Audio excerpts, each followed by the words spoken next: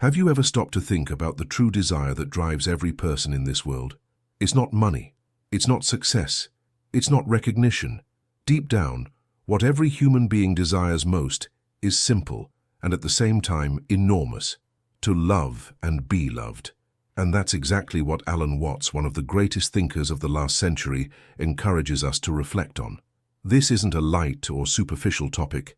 It's a reality check, because behind every pursuit, every achievement, and even every frustration, there's this hidden hunger.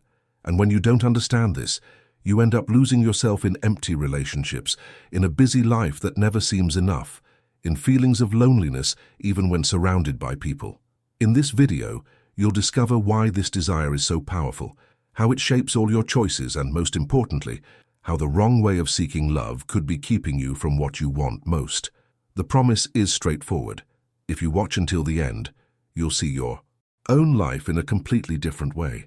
You'll understand why it so often feels like something is missing, even when you achieve everything you say you want. Alan Watts reveals, in a raw, simple, and direct way, what no one has the courage to say: that loving and being loved isn't just a detail in life. It's the foundation of everything. What you're about to hear here may be uncomfortable, it may shake you up, but it could also be the turning point you need to start living for real. So, get ready. What comes next may change the way you see yourself and everyone around you. Now you understand that every human being's deepest desire is to love and be loved, and that changes everything. This truth has the power to transform the way you view relationships, yourself, and even your daily choices. Something so powerful can't be confined to you. Just as this content opened your eyes, you can help others discover this same reality. So, appreciate this transformation. Subscribe to the channel and like this video. This simple gesture keeps the message alive and ensures you continue to receive even more impactful content that will take you even deeper into this journey of self-discovery and awakening. Have you ever noticed that behind everything people do, there's always a quest that seems never-ending? Think about it. People work tirelessly, want to earn more money, gain status, buy new things, look good to others.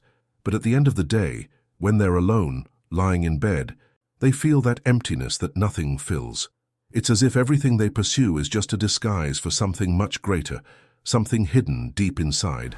This something is the deepest desire we all have: to love and be loved. There's no way around it. Every human being carries this need within. And it's not a whim, it's not weakness, it's not the stuff of needy people. It's the foundation that sustains life. Without love, everything else loses its meaning. And that's exactly why you've probably felt that feeling that something is missing, even when everything seems fine. What few people understand is that this desire isn't just about romance. Sure, being in love is part of it, but it's much broader. It's about feeling like you belong somewhere, that someone truly cares about you, that your life has value to someone other than yourself. When you look back on the best moments of your life, you realize that they almost always involve love in some form. Your mother's hug, a friend's support, the look of someone who trusts you, even that pet that keeps you company. Notice how your heart calms when you feel loved. It's a feeling of completeness, as if the world finally makes sense. And when you love someone, be it a child, a partner, or even a cause, you also feel alive in a way that nothing material can bring. But while we all strive for this, we live in a society that teaches the opposite. They tell you to chase success, to be competitive, to achieve more than others. They put it in your head that happiness lies in the perfect career, the ideal body, the life displayed on social media. And then, even if you achieve some of these things, you realize that satisfaction is short-lived. Because when loneliness hits, no likes, no promotions, and no new cars can warm your heart. And that's where the big question arises. Why do we ignore what really matters and get distracted by things that only fill us for a few moments? Maybe it's because facing this truth hurts. Admitting that we need love leaves us vulnerable, and let's face it, no one likes feeling vulnerable. The curious thing is that the more people try to hide this need, the more it surfaces. You know that person who acts too independent, who says, "I don't need anyone." They're usually the ones who miss love the most. They may even convince themselves for a while that they can live alone, but eventually the burden drops. Because the truth is, We were made for connection. Even biologically, our bodies react to love. They release hormones that reduce stress, increase feelings of pleasure, and strengthen immunity. Loving and being loved isn't just psychological, it's physical too. Without it, life becomes a constant struggle against a void you try to fill with anything. And here I want you to think a little about your own life. How many times have you chased something thinking it would solve everything, only to realize when you got it that it wasn't? How many times have you thought, "When I have this, I'll be happy," only to discover that happiness only lasted a few days? This happens because the root of what you truly seek isn't in that goal, but in the love you hope to find through it. That's why, even with great achievements, you can feel lonely. Because deep down, what we want most is the certainty that we matter to someone, and when that's missing, nothing can replace it. Now, I want to propose an interaction with you. Leave your opinion in the comments. Love. That's it. This simple yet powerful word will show that you understand what we're talking about here, and that this topic resonates with you. Besides engaging, it will serve as a reminder that love is always present, even when we try to ignore it. It may seem like a small gesture, but it's a concrete way of affirming to yourself that you recognize this need and are willing to reflect on it more deeply. And here's a point you may never have considered. If loving and being loved is the deepest human desire, why do so many people suffer precisely in this regard? Why do we see so many relationships failing, so many friendships falling apart, so many people lonely in an increasingly connected world? There's something wrong with the way we're seeking to satisfy this desire. We're trying to find what should be natural in the wrong place, and this is what begins to open the next part of this reflection. Because if love is the root of everything, why do we live so far from it? And further, is the problem really the lack of love or the way we believe it should occur? Have you ever noticed how suffocating the feeling of being separated from others is? It's as if there's an invisible wall between you and the rest of the world. You can be in a room full of people, have hundreds of contacts on your phone, even be in a relationship, and still feel that emptiness inside. Alan Watts said that this feeling of separation is an illusion that traps us, a lie we accept without realizing it. We grow up believing ourselves to be isolated individuals, as if we were alone in our own bubble. But living like this creates enormous anguish, because deep down, our hearts know it's not true. Society reinforces this idea constantly. From a young age, we hear phrases like "every man for himself," "you need to be independent," "don't depend on anyone," and of course, autonomy is important, but this has been distorted. The result is that many people live with distrust, always on the back foot, as if making room for others were a sign of weakness. But look at the contradiction. While we try to appear strong and self-sufficient, we feel a desperate need for connection. It's a game of masks. We want to be loved, but we're afraid to show who we really are. And since no one shows their true colors, everyone feels alone even when surrounded by people. What Watts proposes is a shift in perspective. He said this so-called separation is merely a mental construct. In practice, you've never been separate from anything. Your body needs air, water, and food. You depend on the sun, the earth, and plants. Your life is sustained by millions of external factors that are constantly connected to you. The very idea of an isolated individual makes no sense, because with every breath you take, you're exchanging energy with the world. So why do we continue to live as if we were islands? Perhaps because believing in separation gives us a false sense of control, but it also condemns us to loneliness. Notice how this affects love. When you believe you're separate, isolated, you start looking to the other person for a way to fill that void. But then the problem arises. Instead of sharing love, you try to suck it out. Instead of experiencing unity, you turn the relationship into a struggle to fill a hole that never closes. This illusion is what makes so many people insecure, needy, or even possessive, because deep down, as long as you believe in separation, you'll always feel like something's missing. And here's an important point. The illusion of separation affects not only our personal lives, but also the way we see the world. It fuels rivalries, prejudices, and wars. When we think of us versus them, we reinforce this lie. But the truth is, we're all part of the same thing. We're different, yes, but we're not separate. And the sooner we understand this, the easier it becomes to experience love naturally, without burden, without pressure, without that eternal feeling of incompleteness. Now tell me something. Have you ever felt disconnected even when surrounded by people? Have you ever had that moment when you look around and it seems like no one really sees you? Comment below with the word connection, because it shows that you understood the point and that this reflection also speaks directly to you. And there's one more detail that makes this conversation even more interesting. If separation is an illusion, then what would true love be? Because if we're not truly isolated, love can't just be a nice feeling that pops up every now and then. There's something much bigger behind it, and that's exactly where the next part begins to unfold.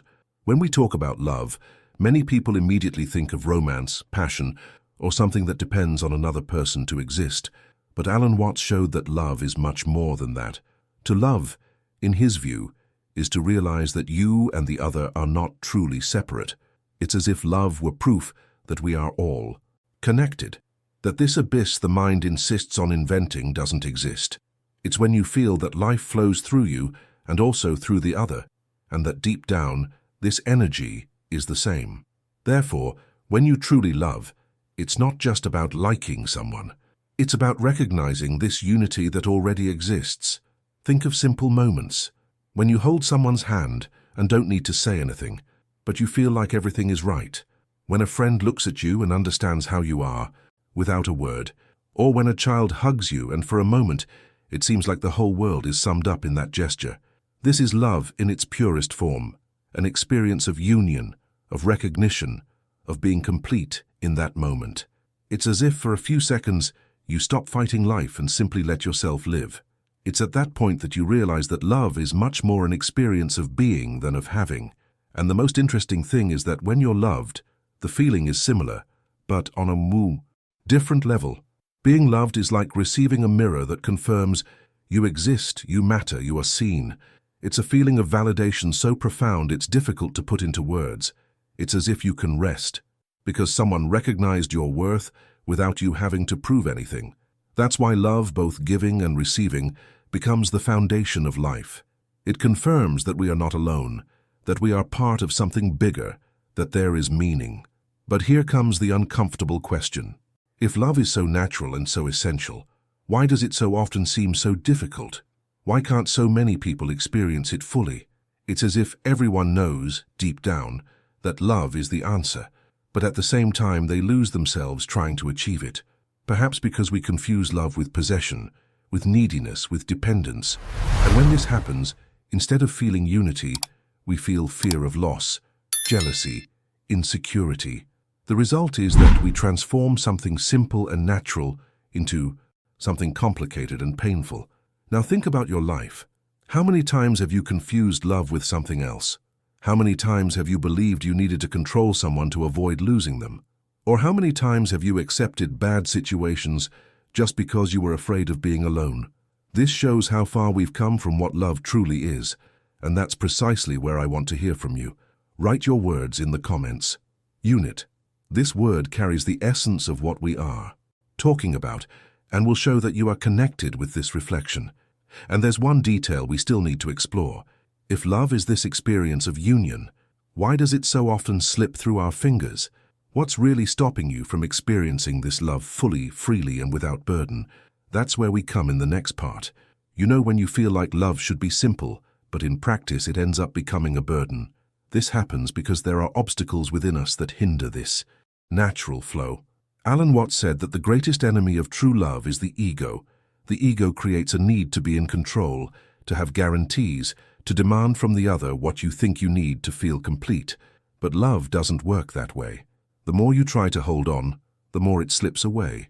It's like trying to hold water with your hands closed. The more force you exert, the faster it flows. Many people confuse love with fear of loss. And when fear enters the picture, it changes everything. It makes you distrustful, creates jealousy, generates insecurity, and makes you try to manipulate situations just to avoid feeling abandoned. But this isn't love. It's attachment. It's neediness in disguise. The problem is that, because everyone is afraid to show vulnerability, many prefer relationships based on power games rather than truly opening up. And this is one of the greatest tragedies. seeking love while simultaneously building barriers that prevent you from experiencing it. Control is also a huge obstacle. When you believe you need to dominate someone to avoid suffering, you're turning love into a prison. But what arises from prison isn't love, it's obligation. True love only blossoms in freedom when there's space for the other person to be who they are, and for you to be who you are too. If you've ever been in a relationship where you had to hide parts of yourself for fear of judgment, you know how much that hurts. It's as if you exist only halfway, and that will never create fulfillment. And here comes another point: vulnerability. To truly love, you need to expose yourself, open your heart, risk rejection. And that's terrifying, because no one likes to feel pain, no one wants to be hurt. But without this openness, love doesn't happen.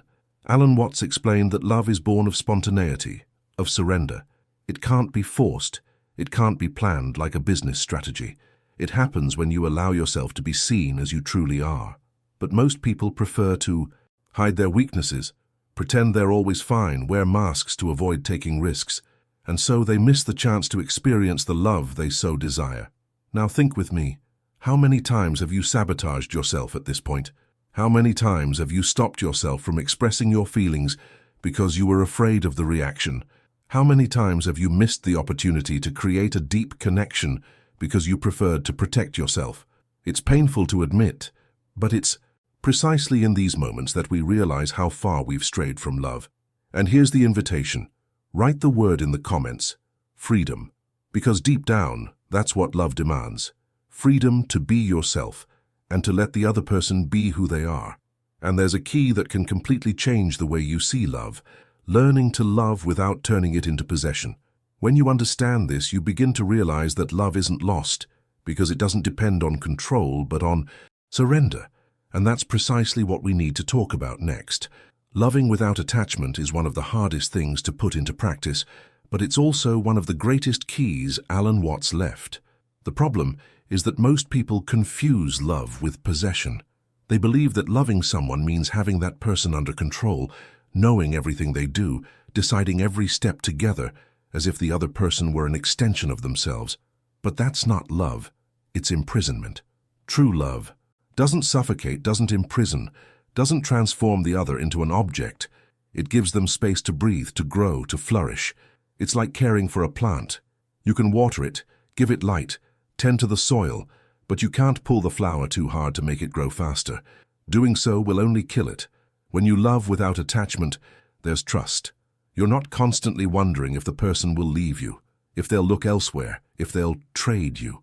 You understand that love doesn't depend on watching or holding on, because the more you try to control, the more distance you create. Free love is what gives the other person the chance to be who they truly are, and precisely because of that, the connection becomes much stronger. When you allow this freedom, the person stays not because they need to, but because they want to, and that changes everything. Now, think about how many times you've confused love with need, how many times you believed you needed someone else to feel good, to feel important. This dependence creates an enormous burden, because you place on the other person's shoulders a responsibility that isn't theirs, to complete you. But no one can complete anyone else, because love isn't about filling holes, it's about sharing abundance. You don't love to fill a void, you love to overflow what already exists within you. This is the true meaning of loving without attachment. And here's something fundamental. When you allow yourself to be loved, you also need to give the other person the freedom to see who you truly are. There's no point in wanting to be loved for an edited version of yourself full of masks, because that will never bring fulfillment. Being truly loved means being seen exactly as you are, with your strengths and your weaknesses. And that's where many people get stuck. They're afraid of showing weaknesses, of being judged, of not being accepted. But it's precisely at this point of vulnerability that true love is born. Notice how everything connects. Loving without attachment means living without fear of loss, because you understand that love cannot be possessed. It can only be lived. It is a flow, not a property. And when you realize this, the weight lifts from your shoulders. You stop living in anxiety and insecurity and begin to truly enjoy what you have by your side. Love stops being a race against time and becomes a fully present experience. Now I want you to participate in this reflection. Write the word in. The comments, trust. This word sums up what we're talking about here, because without trust, love becomes a prison, but with trust, it becomes freedom. And it's precisely this freedom that allows love to grow instead of suffocating. But the question remains, what happens when we can experience love this way, free from possession, control, and dependence? What changes in life when love is experienced fully, without strings attached, simply as an experience of being? This is precisely what we will explore in the next section. When you finally understand that love isn't about possession, control, or need, something begins to shift within you. It's as if a penny suddenly drops. Loving and being loved isn't just another part of life. It's the very foundation that sustains everything. Alan Watts said that when this deepest human desire is fully experienced, you stop living on autopilot and begin to experience life with true intensity. Love becomes the fulfillment of being. It's not just about being with someone, but about seeing yourself in a completely new way. Think about the difference it makes when you truly love and are loved. It's not just fleeting joy, it's a transformation. You wake up different. You face problems differently. Even difficulties seem less burdensome. When there's love, you find a kind of strength that doesn't come from outside, but from within, because you no longer feel alone on the journey. It's as if life suddenly has a clearer purpose. Have you ever noticed that when you're surrounded by people who love you, everything seems easier? Even the bad times become bearable. This is the power of love as a fulfillment of being. It doesn't eliminate problems, but it changes the way you navigate them. And don't think this applies only to romantic love. It goes much further. It can be the love of a friend who is always there when you need them, the love of your family, the love you feel for a child, or even for an animal that accompanies you. Loving. And being loved is the certainty that your life matters, that you are not here by chance. This feeling creates deep roots of belonging. Watts explained that when this happens, you no longer live in the illusion of separation. You realize you are part of something much larger, and that every encounter, every relationship, is an opportunity to experience this unity. The most impressive thing is how this changes your relationship with yourself. Those who don't love and don't feel loved live in an internal war, constantly trying to prove themselves, seeking recognition in everything. Those who experience complete love learn to accept themselves, to see themselves as an essential part of life. You begin to relax, letting go of the need to prove your worth, because you understand that it has already been confirmed by the simple fact of being loved. This is the point at which love ceases to be a desperate search and becomes a state of being. You no longer need to chase it, because what already exists within you begins to overflow. Now let me make you reflect. How many times have you thought your life would be different if there were more true love around you? I'm not talking about fleeting passions, but something profound that gives you the feeling of being seen and recognized. How much would that have changed your decisions, the paths you've taken, even the pain you carry? It's at this point that we realize how loving and being loved isn't just a detail, but the foundation of existence. Those who don't find this end up getting lost in toxic relationships, in empty achievements, in a life that never seems to be enough. Those who do, on the other hand, live fully, even if the external world isn't perfect. And here's the most powerful part. When you experience true love, you discover that it doesn't depend solely on the other person. Loving and being loved also means making room for this feeling to exist within you.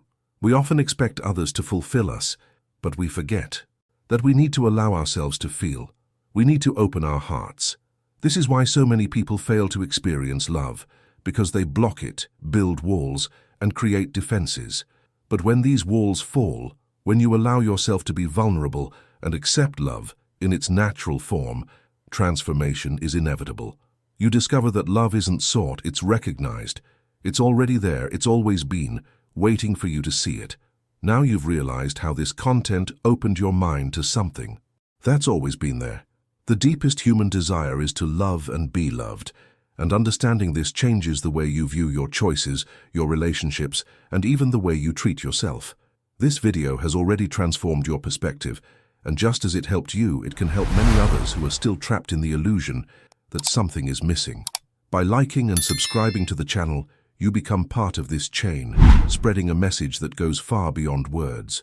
And to show that this reflection truly touched you, write the word in the comments. Transformation. The most important thing is that this doesn't end here.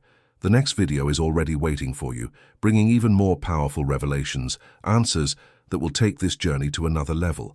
Each step you take here is like opening a new door, and the next one is even more impactful than this one. So, keep going, because what comes next will move you even deeper and show you that this quest isn't just about understanding love, but about living in a completely different way.